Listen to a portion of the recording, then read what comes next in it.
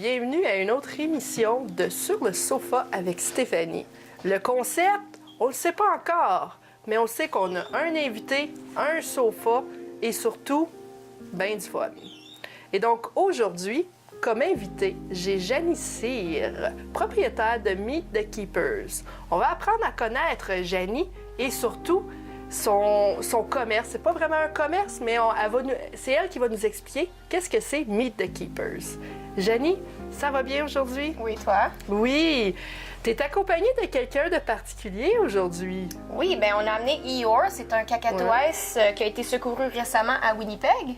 Donc, il a décidé de passer l'interview avec nous. Wow! Bonjour, Eeyore! Oh, il est un peu gêné. C'est sûr, les caméras, ça gêne. Exactement. Janie, on commence au début. D'où viens-tu, Janie? Originalement de Gatineau. Ouais. J'ai déménagé à Ottawa par la suite. Et c'est là que j'ai rencontré mon mari, Kyle the Keeper. Donc ça, c'est l'autre propriétaire. Et on avait un rêve et on l'a parti. Puis ça fonctionne bien jusqu'à date. Donc, ça roule depuis presque 3 ans maintenant. OK. Ben là, tu me devances, là. Ouais. On commence du début. Du début. Qui était Janie quand elle était jeune? Quelqu'un de bien gêné. Ouais? Qui n'aimait pas parler en public, Oui. mais qui avait quand même une passion pour les animaux. Ouais. Donc, Comment tu savais que tu avais ta passion? Qu'est-ce que tu faisais jeune avec les animaux? j'ai toujours travaillé avec les animaux, j'ai toujours ramené des animaux à la maison, même si mes parents n'étaient pas super contents. J'ai toujours fait de l'équitation, j'ai toujours eu des chiens, des chats, j'ai élevé des animaux à bouteille. C'était tout le temps une passion, puis c'était quand même un rêve de travailler avec eux autres à long terme. Étais-tu comme la fille qui rapportait un rat à la maison, puis genre, hey, salut papa, wouh! J'avais toutes sortes d'affaires, des serpents, des oiseaux, des chats, des chiens. La couleuvre du voisin, elle était rendue chez vous. Moi, un petit peu de tout. Ils ont dû faire le saut quelquefois. Ils étaient surpris? Non. Je pense qu'ils savaient tout le temps. OK. Ouais. Puis, comment tu rencontres ton mari, justement? Parce que lui aussi, c'est un passionné d'animaux, mais Absolument. avant de trouver quelqu'un qui est passionné d'animaux comme toi, c'est pas évident non plus. Non, mais écoute, j'ai travaillé dans des centres de réhabilitation, j'ai travaillé pour des zoos aussi, et c'est là que j'ai rencontré Kyle. Donc lui aussi travaille pour un zoo, et on a travaillé ensemble pendant plusieurs années, puis éventuellement on a parlé d'un rêve qu'on avait, puis ça a parti de là. Donc, Tu as étudié dans un domaine relié avec les animaux, j'imagine? oui, donc je suis technicienne vétérinaire. OK. Je me suis spécialisée en exotique et en chirurgie par la suite. OK. Donc, j'ai travaillé en clinique pendant plusieurs années, puis après ça, pendant que je travaillais au zoo en plus. Donc, ça s'est tout combiné, disons. Ouais. Mais là, faut que tu m'expliques ton rêve, parce que c'est quand même... Tu sais, on va revenir à Meet the Keepers, évidemment, mais ça part d'où, ce rêve-là, au juste? Ben écoute, comme j'ai dit, on a travaillé dans des zoos. Puis la plupart des zoos, c'est vraiment de la reproduction, de la vente, être ouvert au public pour montrer les animaux, tout ça. Mais il y a vraiment un autre côté qui manquait. Puis Carl et moi, on était vraiment d'accord là-dessus, qu'il y avait tellement d'animaux qui étaient peut-être pas en meilleur état. Peut-être qu'il y avait des problèmes physiques, des problèmes comportementaux, des blessures, quoi que ce soit. Puis il n'y a aucune place au Canada qui peuvent les accepter. Puis ça, c'est un gros manque. Donc, quand on a parti, on voulait vraiment partir côté éducation puis côté secourir des animaux qui étaient dans le besoin. Donc, c'est vraiment comme ça que ça a tout parti puis qu'on a voulu adresser ce problème-là puis ce manque-là au Canada. Tu parles ça comment, au juste? Parce que, tu sais, c'est vague aussi. Tu sais, tu pars d'un besoin, oui. Oui. Mais là, tu sais, faut que tu survives avec ça, là. Oui. Donc là, tu pars ça comment? Écoute, on a pris un grand risque, puis ça, on le dénie pas du tout. Donc, Carl et moi, quand on a décidé, OK, c'est tout, on lâche nos jobs, on commence ça demain. Ouais. Moi, j'ai lâché mes 4 jobs. Carl a lâché ses 2 jobs. Puis le lendemain matin, on a dit, OK, bon, ben on part. Donc, c'est vraiment ça qu'on a fait. Puis écoute, les 2 premières années, ça a été très difficile. Financièrement, c'est quand même des animaux qui ont besoin des traitements médicaux, il faut avoir un emplacement, tout le kit. Donc, ça a été quand même assez dur les premières années. Puis maintenant, on commence à prendre le dessus. On a vraiment un bel établissement. On vient de déménager. Puis on est capable d'accepter de plus en plus d'animaux parce qu'on a des connexions à travers le Canada. OK. Oui. OK. Donc là, on va commencer pour expliquer aux gens c'est quoi Meet the Keepers. Oui. Parce que, tu sais, on vous a vu des fois dans des endroits publics. Oui. Puis là, tu sais, tout le monde pense, c'est un peu comme, tu sais, les affaires de zoo ou quelque chose de même. C'est pas ça, pantoute. Non. Donc, c'est un centre de secours faunique. Donc, on accepte principalement les animaux exotiques, qui sont des possessions illégales, des cas de négligence, des fermes à fourrure qui sont fermées parce qu'ils ne suivent pas les lois. C'est vraiment des cas individuels qui avaient un gros besoin médical principalement. Donc, on travaille beaucoup avec les inspecteurs de la faune, donc le ministère de la Faune canadienne. On travaille avec les inspecteurs de la OSPCA de chaque province pour vraiment aider à intervenir dans des cas comme ça. Donc, il n'y a aucune reproduction qui se fait faire sur place. Il n'y a aucune reproduction ou de vente qui se fait d'animaux ici non plus. C'est vraiment, il y a tellement un grand besoin pour les animaux qui sont dans le besoin qu'on n'a aucun besoin de faire de la reproduction non plus. Donc, on se spécialise vraiment dans des cas de négligence puis des possessions illégales, puis on essaie de trouver des emplacements à long terme pour la plupart des animaux. OK. Ouais. Wow! Je vais te poser une question particulière. Vas-y. Tu as un centre pour animaux, Oui. pour sauver les animaux. T'as-tu un animal domestique chez toi? On a des chiens. Ouh. Donc, j'ai une chienne que j'ai depuis qu'elle a 5 semaines. Ouais. Donc, elle a maintenant 13 ans. Donc, elle vit avec nous. On a également un chien qu'on a secouru au courant de l'été passé. Carl the Keeper est tombé en amour avec elle. Puis c'est vraiment un chien qui a vraiment été abusé physiquement. Puis elle est encore avec nous. Donc elle, c'est vraiment comme on dit, un foster fail. Donc elle a été adoptée, elle était supposée être avec nous pour des traitements médicaux, puis après ça, elle est remise en adoption. Elle n'est jamais retournée en adoption. Puis en ce moment, on a un autre chien qui est présentement en train de recevoir des traitements, puis il va être mis en adoption d'ici 2 semaines. Oh my God! Ouais. Question comme ça. Ouais. Faire adopter un animal comme ça, tu sais, passer le processus d'adoption, ça doit pas être évident non plus. Tu passes par quel canal? Donc, ça dépend des animaux. Donc, OK. il y a vraiment différentes caractéristiques qu'on recherche. Donc, chaque cas qu'on reçoit, on va vraiment les examiner, on va les faire voir par un entraîneur, voir quelles sortes de besoins qu'ils ont besoin. Donc, si c'est un chien, disons, en ce moment, on a un bulldog américain qui est en train de recevoir des soins. Lui, c'est un animal qui ne devrait pas être autour des enfants. C'est un animal qui est très fort, qui a beaucoup d'énergie. Donc, dans des cas comme ça, on va vraiment faire des rencontres personnelles avec toutes les familles qui sont intéressées pour trouver la famille ou la personne qui pourrait l'accepter vraiment avec tous ses besoins et avec toutes ces petites choses qui ne vont pas non plus. Là. Donc, il y a quand même des problèmes de comportement un petit peu qu'on est en train d'adresser. Mais à long terme, c'est vraiment, on prend notre temps, on fait des visites à la maison, on fait des suivis aux 2, 6 et 12 mois par la suite aussi. Donc, on fait vraiment attention de la façon qu'on adresse nos adoptions aussi. Vous gérez ça vraiment, vraiment au sérieux. Oui. J'aime ça parce que ce que vous mettez en valeur, c'est l'animal. Oui. Et non la personne qui vient chercher l'animal. Oui. Donc, Bien, je vais te dire quelque chose. vas-y, Le gros problème avec les animaux de compagnie vas-y. sont les animaleries. Parce que la plupart, et vous allez remarquer, si jamais vous allez en animalerie, il y a très peu d'informations sur les cartes d'informations des enclos, des cages. Donc, par exemple, un inséparable, un petit oiseau. Oui. La plupart des animaleries, peut-être que la prochaine fois que tu vas le remarquer, ça dit que ça vit de 3 à 5 ans. Mais ça a une espérance de vie de 25 à 30 ans. Hey. Donc, il y a des informations vraiment de base qui sont pas mises. Puis ça crée des problèmes parce que les gens, ils nous appellent par la suite et ils disent « Écoute, je peux pas garder un oiseau, ça fait 10-15 ans que je l'ai puis je suis plus capable. » Donc, ça, c'est vraiment des cas. Les animaleries, la plupart des employés n'ont pas beaucoup d'entraînement, ils n'ont pas beaucoup d'expérience et ils vont croire ce qu'ils lisent sur les pancartes autant que le public. Donc, ça, de ce côté-là, nous, on essaie souvent d'aller dans les animaleries et de corriger ces petites choses-là ou d'aviser les personnes en charge. Mais ça, c'est à travers le Canada. Donc, ouais, c'est ça. C'est les attentes des gens. Je vais donner un exemple. Là. Pâques va arriver bientôt. Oui. T'as-tu peur avec les petits poussins, les petits lapins et tout ce tralalala que les gens ont tendance à... Donc, à chaque année, Vas-y. autour de Pâques, 2 millions de lapins sont adoptés ou achetés. À chaque année, juste au Canada ou en Amérique du Nord. La moyenne, c'est 3-5 mois avant que les gens les revendent, les donnent ou les remettent en liberté. Parce que, principalement, les lapins, c'est solitaire.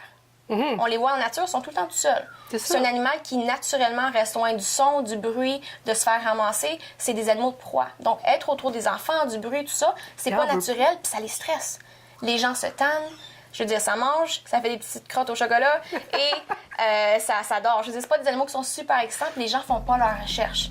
Les parents sont à blâmer un petit peu durant cette session-là parce qu'ils achètent pour leurs enfants. Exact. Donc, Pâques, on a toujours peur parce qu'on sait que quelques mois après, ça part puis on reçoit des appels à chaque jour.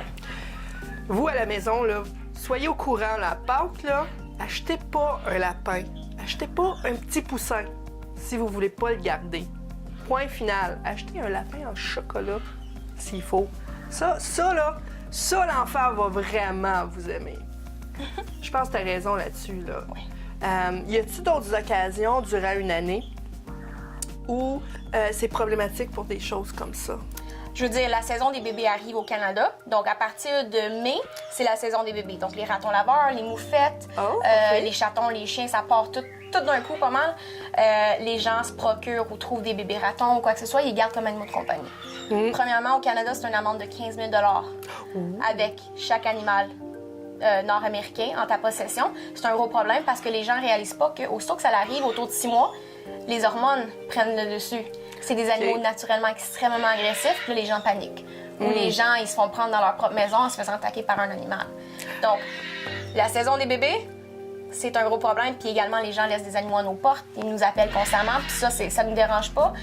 Par contre, on aime ça, aviser les gens de jamais prendre des animaux sauvages en possession. C'est toujours mieux des donner à des centres de réhabilitation. C'est bien cute, mais... Exactement. Un animal sauvage demeure un animal sauvage. Exactement. Janie, on a fini la première partie. Oui. Donc, pour vous à la maison, on va revenir après la pause.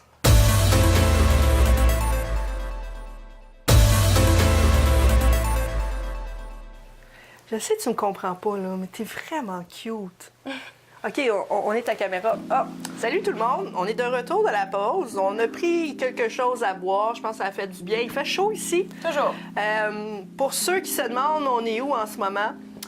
Je crois qu'on est dans une espèce d'insectarium, si je me trompe pas. Puis je peux te dire que ça fait jiver un petit peu mon caméraman parce qu'il y a des serpents. Il y a des tarentules, il y a tout ce tralalala. Évidemment, il y a Yor. Hello, Yor! Non, je pense pas que je vais être capable de le séduire. Pas aujourd'hui. Alors, Janie, on continue notre conversation. Oui. Vous avez bien des animaux. Présentement, oui. Combien t'as d'animaux ici? Présentement, on en a 74. Wow! Oui. Donc, il y en a plusieurs qui attendent des verdicts de la cour. Donc, il y en a beaucoup qui sont comme en stand-by en ce moment un petit peu, là. Ça, un verdict de la cour, là, c'est quoi ça, au juste? Donc, on a beaucoup d'animaux qui étaient des possessions illégales. Donc, les gens n'avaient pas les permis nécessaires ou qu'il y avait des animaux qui étaient complètement illégaux d'après leur loi de leur municipalité. Ou il y en a beaucoup que c'est des cas de négligence. Donc, dans ces deux cas-là, les propriétaires, il faut qu'ils aillent en cour. Ils vont se faire donner un verdict pour se faire donner soit une sentence, un amende, ou ils vont devoir les faire de la prison. Donc, pour ces cas-là, on va se faire donner les animaux temporairement pendant que le juge décide un verdict. Puis après ça, on peut décider... Donc, après ça, on peut décider qu'est-ce qu'on peut faire avec les animaux par la suite pour leur trouver un meilleur environnement à long terme. Là, je vais te poser une question. Je ne sais même pas si tu sais la réponse, mais un jugement, justement, pour un cas de négligence, c'est quoi habituellement? C'est vraiment du cas par cas. Ça dépend, encore une fois, quel niveau de négligence qu'il y a eu, combien de temps que ça fait, combien d'animaux qui sont impliqués, tout le kit. Puis maintenant, depuis 6 mois maintenant, en Ontario, les personnes qui font de la négligence animale sont t'as-tu le hockey? sont données une sentence aussi forte que si c'était un enfant. Okay. Donc, ils sont vraiment pénalisés de la même façon. Donc, c'est vraiment rendu de plus en plus sévère, qui est une bonne chose. Mais ça peut aller de 16 ans sans avoir le droit d'avoir des animaux de compagnie. Puis ça peut faire de la prison jusqu'à 15 ans. C'est vraiment, encore une fois, là, ça dépend du cas. Y a-t-il comme un registre? T'sais, on a un registre des armes à feu, on a un registre ici. On a-tu un registre des gens qui abusent, justement, des animaux? Il y en a seulement un avec le ministère de la Faune. Okay. Donc, eux autres, il y a un registre qui est public. Généralement, si vous avez des questions par rapport à une personne en particulier, vous pouvez appeler les inspecteurs de la OSPCA également. Eux autres, il y a un registre de toutes les personnes qui ont été pénalisées de ce côté-là. Donc, évidemment, s'il y a quelqu'un qui adopte un animal ici, tu vas aller voir le registre? Toujours. C'est la première chose On qu'on prend va pas de faire. chance. Janie, quelle sorte d'animal que t'as... Excuse-moi, quelle sorte d'animaux que t'as ici à Meet the Keepers en ce moment même? Oh, on a un petit peu, on a un primate, on a des perroquets, des oiseaux, des reptiles, des mammifères, un petit peu de tout, disons, là. Donc, c'est... À part le manque d'espace, quelle sorte d'animal tu pourrais pas accepter? Bien là, c'est quand même un côté d'espace. T'sais, on n'accepterait pas des lions, des cougars, Non, mais des choses comme ça. Ça, c'est l'espace, ça. Ça dépend encore des lois de la municipalité aussi. Donc, nous, techniquement, on est exemptés de toutes les lois côté animal parce qu'on a les permis canadiens. Okay. Donc, on a des permis pour les animaux de la faune, des permis pour les animaux exotiques. Donc, on a tout couvert, tous les animaux qu'on peut avoir ici, en cas qu'un cas extrême arrive. Mais n'importe quoi qui est trop gros, qui est comme des vaches, des choses comme ça, on peut pas les accepter ici. On est vraiment intérieur pour la plupart. Donc, c'est vraiment des animaux plus exotiques dans lesquels on va focusser, donc. Y a-tu tant d'animaux exotiques que ça au Canada? Extrêmement. C'est très malheureux. Donc, il y a un gros marché noir pour les animaux exotiques au Canada. Il y a beaucoup de ventes aux enchères illégales. Il y a beaucoup de cas de négligence où les gens ils reproduisent des animaux dans des zoos. Comme n'importe quel métier, il y a des bons zoos puis il y a des mauvais zoos. Il y en a qui vont vendre s'ils peuvent se faire de l'argent. Il y en a qui vont vraiment prendre le temps de vérifier si tu as des bons permis. Okay. Donc, ces cas-là, ça crée beaucoup de problèmes parce que un animal qui se fait vendre peut en créer des dizaines, des douzaines, quoi que ce soit. Puis après ça, les gens continuent à vendre sur le marché noir. Puis là, les gens peuvent s'acquérir des animaux de toutes sortes qui ne devraient pas principalement être au Canada et encore moins en captivité. OK, ouais. Prochaine question. Évidemment, la plupart, il y en a qui sont malades, tu prends soin d'eux autres, ensuite ils s'en vont. Ça fait-tu mal au cœur? Tu sais, Janie, tu deviens un peu comme une maman pour tous ces animaux-là? Mais écoute, Carl et moi, on a toujours dit, si on serait capable de trouver les meilleures maisons pour tous nos animaux, ils seraient toutes parties demain. Puis autant qu'on aime tous nos animaux, on veut toujours la meilleure chose pour eux autres. Donc, écoute, au printemps, quand il faut qu'on relâche nos bébés, je broye ma vie. Comme je suis un gros bébé, tu sais, comme tu nourris les animaux à bouteille, tu deviens vraiment, comme tu dis, leurs parents. On a tous des animaux favoris. C'est quoi ton animal favori que t'aimes beaucoup? Je sais que t'aimes toutes, là. Mais tu sais, t'en as qui sont, je sais pas, plus attachants, plus... Les moufettes. Hey! C'est vraiment bizarre. Écoute, j'en ai élevé 58. Quoi? J'en ai élevé 58. Ils ont tellement de personnalité de fun. Sont tellement... Les gens les comprennent pas. Puis ils ont tellement des pensées vis-à-vis eux autres. Puis tu sais, leur moyen de défense. Puis ça, puis c'est tellement faux. Puis ils sont tellement pas compris. Puis en fait, c'est des animaux qui sont... Tu sais, comme ils vivent dans nos cours ici. Tu sais, ils vivent partout au Canada. Puis il y en a même en Afrique aussi de différentes sortes. Puis c'est des animaux tellement intelligents puis tellement affectueux. Puis les gens réalisent pas. Puis sont tout le temps prêts à les capturer, les relocaliser, les exterminer. Puis je les adore. C'est vraiment bizarre, c'est une réponse bizarre, mais j'ai... Non, c'est vraiment une réponse hot, parce que c'est beau une moufette. Moi, je trouve ça vraiment cute. C'est-tu vrai que ça sent tout le temps? Non. Non? Bien, une moufette sauvage, ils ont tout le temps une odeur quand même. Comme un furet, c'est des fouines. OK. S'ils sont déglandés, évidemment, ça sent pas. Ça sent le popcorn un petit peu après. C'est vraiment bizarre. Donc, moi, j'ai malheureusement fait l'euthanasie, le mien, l'année passée. Il était rendu un petit peu vieux, il avait un problème médical. Puis lui, je l'ai élevé depuis il y a 3 jours. Donc, c'est vraiment mon petit bébé. Il est arrivé, il était gros de même, puis à la fin, il était un petit peu trop gros, là, mais... je l'aimais bien. Mais en tout cas, ils sont tellement, tellement affectueux. Puis les gens, ils pensent tout le temps que, si tu l'approches, il va t'arroser. C'est pas vrai. Le plus gros prédateur sur la planète, c'est les humains. Donc, s'ils voient un humain approcher, ils vont essayer de s'enfuir. S'ils peuvent pas s'enfuir, généralement, ils vont taper des pieds, puis ça veut dire, hey, va-t'en, je veux vraiment pas me faire déranger. Puis leur moyen de défense principale, c'est de mordre. Hey! Puis ils ont vraiment une morsure, je pourrais te montrer, j'ai des cicatrices un petit peu partout. Leur morsure est vraiment incroyable, c'est fort, puis ça déchiquette. C'est vraiment pas le fun, puis ça mord, puis ça lâche pas. Super le fun. Mais, comme vraiment moyen de défense, vraiment, la dernière chose qu'ils vont faire, c'est vraiment arroser. À moins que c'est un chien qui court après eux autres puis ils n'ont vraiment pas d'opportunité de se défendre de la bonne façon, ils vont arroser comme ça. Mais autrement, c'est des animaux qui veulent rien à faire avec les humains. Puis ils font pas grand-chose. Puis une façon naturelle de s'en débarrasser, c'est de lancer des bâtons de cannelle. Ils détestent l'odeur. Si tu les fais bouillir pendant une couple de minutes, tu les lances dehors, ils vont naturellement se déplacer. Mais c'est donc bien hot. Vous avez entendu ça à la maison? Bâton de cannelle. Pas rien d'autre, là. Lancez pas des roches, des bâtons de cannelle. On en a tout qui est. Tu sais, t'as jeté ça au Dolorama, il t'en reste tout le temps plein. Là, tu sais pas quoi faire avec. Bon, ben, hein, quand t'as une moufette dans ta. Tu sais, moi, ça t'est arrivé à 3 h du matin. C'est quoi ça? Je me lève, je m'en vais voir. La moufette est dans notre poubelle. Ouais. Là, je suis juste comme, bon, qu'est-ce que je fais? Bon, ben, fini de manger, puis je vais ramasser demain matin, tu sais. Ben oui. Je veux dire, écoute, il faut qu'on apprenne à vivre avec la faune. Oui. On est en train de bâtir tellement. Oh, tu te fais gratter. On est en train de bâtir tellement, même ici à Rockland, qu'à Ottawa, Oui. il y a des maisons, des condos, des appartements qui apparaissent partout, mais on est en train de construire sur la faune canadienne. Puis les animaux, ils ont de moins en moins d'espace. C'est Donc, ça. ils commencent à vivre de plus en plus dans les régions urbaines. Donc, il faut apprendre à vivre avec eux autres. Si ça veut dire qu'il faut que tu barres tes poubelles puis tu mettes un Ouais. couvercle, c'est pas la fin du monde. Ouais. Exact. Donc, on a notre beau perroquet, mais j'ai remarqué que tu as bien des animaux exotiques. Oui. Quelle sorte d'animaux exotiques que tu as ici en ce moment? On a un coati en ce moment, qui est un raton laveur d'Amérique du Sud et qui ressemble un petit peu à un fourmilier. C'est un cas d'abus physique extrême un petit peu. Quoi d'autre? On a des renards, on a des kinkajous, qui c'est encore une fois un animal d'Amérique du Sud. OK. Des phalangies volants, on a un mara, on a toutes sortes de choses. Comment tu fais pour exporter un animal sauvage de l'Afrique jusqu'ici sans qu'il y ait personne qui puisse le savoir? Mais la plupart des animaux exotiques qui sont ici au Canada, Oui. ils ont, à un moment donné ou un autre, été exportés. Oui, encore là, Ouais. ils se font amener. Tu peux les amener légalement, mais encore une fois, il y a des gens qui vont les reproduire illégalement et les vendre illégalement. Donc, généralement, c'est ça qui se passe. Donc, ils vont en acheter quelques-uns, puis ils vont les reproduire, puis les vendre à n'importe qui. Comment tu dis reproduire illégalement? C'est-tu parce qu'il faut que tu aies un permis pour qu'il y en ait deux qui aient du fun ensemble? Pas nécessairement. Il faut que tu aies les permis nécessaires pour les avoir en ta possession. OK.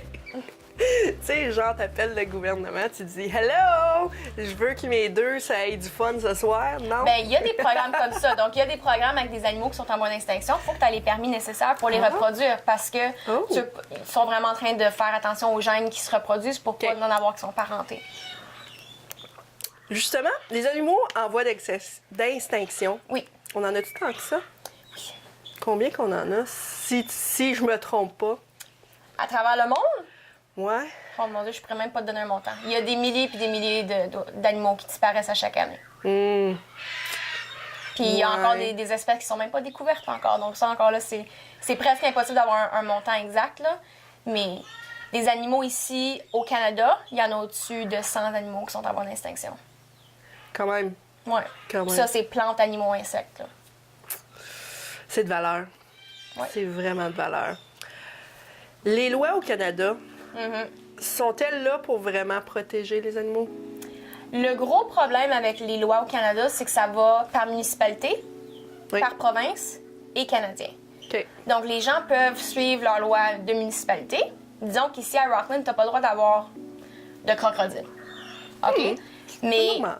OK, ça te dit clairement dans les lois de la municipalité, tu n'as pas le droit d'avoir de crocodile. Mais là, si tu regardes au niveau provincial, il n'y a rien qui mentionne ça. Donc, tu peux aller te combattre. Puis ça, c'est le gros problème parce que les gens vont juste continuer à se battre puis à se battre. Puis il y a tellement de problèmes puis de côté de négligence puis de cas qui ont besoin d'être adressés que les agents n'ont pas le temps de dealer avec ça. Tu peux pas me faire croire qu'en Ontario, tu peux vraiment... il y a vraiment quelqu'un qui avait un crocodile chez lui. Ça se peut pas. Ben, voyons donc. Écoute, Comment tu mets il y a- ça? Tu mets écoute- ça quoi dans ta piscine? Tu dis ça aux enfants? Hey, les enfants, on va aller Mais le manger monde, avec encore les une fois, crocodiles. ils font pas leur recherche. Tes achètes, bébé, là, sont gros comme ça sort Ben de là, oui. c'est gourmand. Mais il y a quelques semaines, Carl, il a remarqué sur Kijiji qu'il y a quelqu'un Ben qui voyons vendait donc. un caiman, qui est une sorte de crocodilien. Il vendait un caiman sur Kijiji à Castleman, qui est pas très loin d'ici. Mais ce qu'il mentionnait pas dans son annonce, c'est que ce caiman-là, il devient 14 pieds de long adulte, là. Mais le problème, c'est qu'encore une fois, à Castleman, il n'y a pas de loi pour ça. Donc, Carl et moi, les keepers en général, on est en train d'essayer de travailler avec les municipalités pour adresser ces problèmes-là puis adresser les lois. Disons qu'il y a peut-être un gros travail d'information à ce niveau-là, peut-être? L'information, les lois, l'éducation. Sensibilisation. Sensibilisation, C'est ça que je absolument. cherchais. Oui. C'est ça qu'on fait, puis c'est pour ça qu'on voyage au Canada à éduquer puis enseigner aux gens. Donc, quand on voit les meet de keepers dans les événements, peu importe, c'est vraiment à titre éducationnel. Je sais que vous apportez vos animaux, puis là, tout le monde sont comme « Ouh, il y a les animaux. Mais c'est vraiment à titre éducationnel. Oui. Donc, on a commencé les Keepers avec 2 choses. On voulait avoir un focus avec les animaux qui avaient besoin d'être secourus. Oui. Et l'éducation. OK. Donc, autant les bonnes notions à avoir avant d'avoir des animaux de compagnie, puis la conservation de la faune. Ça, c'est nos 2 choses avec lesquelles on discute le plus. Puis ça, c'est un problème à travers le Canada, à travers le monde. Donc, on passe dans des écoles, dans des musées, des choses comme ça, pour enseigner aux gens les bonnes notions à savoir, puis les choses à faire avant d'acquérir des animaux, pour éviter que ça arrive encore, puis qu'on se retrouve avec d'autres animaux en captivité. Absolument. Absolument. Je sais pas quoi dire parce que c'est beau, un animal. C'est tellement... Ils font ce qu'ils ont à faire. Je sais pas si tu comprends ce que je veux dire. Puis nous autres, on leur interprète plein d'intentions qui est pas les bonnes. Regarde, qu'est-ce que ça? C'est vraiment hot! Puis, crois-le ou crois-le pas, Janie, c'est déjà terminé. On a déjà passé une demi-heure. J'aurais pu passer plus de temps. En tout cas, j'aurais pu passer plus de temps avec les animaux. Je sais pas, pas pour mon caméraman qui, lui, capote avec le serpent qui lui sent les fesses, là. Et pour vous à la maison, j'espère que vous avez apprécié. Je vous invite aussi à contacter Meet the Keepers si vous avez des questions ou si vous voyez quelque chose qui ne jive pas avec un animal. Moi, je vous dirais contacter soit le Meet the Keepers ou plutôt votre municipalité qui va vous dire quoi faire les prochaines étapes. Et je vous dis à la prochaine sur le sofa avec Stéphanie.